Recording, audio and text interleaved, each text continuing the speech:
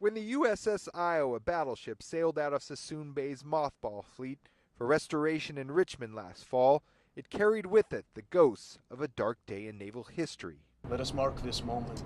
On April 19, 1989, an explosion in the Iowa's gun turret 2 killed 47 members of the crew, ending its decades of service. Right.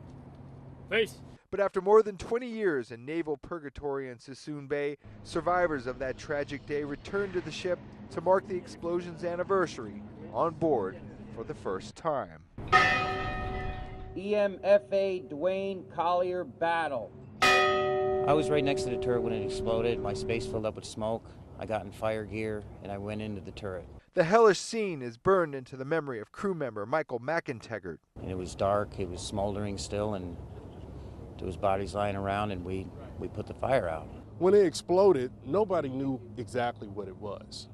But we knew something was wrong. Today, crew members read the name of the 47 dead, a tolling of the bell for each. It's the first time you've been able to get on board the ship on April 19th, and there's a lot of closure that comes with that. But along with closure came a flood of 23 years worth of painful memories. You do kind of deal with survivor's guilt. I think anybody who survives a tragedy does. And sooner or later you have to come to grips with the fact that it's not my fault that I survived. The famous battleship is undergoing restoration in Richmond before heading to Los Angeles to become a floating museum. It's a pilgrimage crew members say is the most fitting tribute of all. So right after this ceremony, I'm going to get back on my coveralls and I'm going to go to work.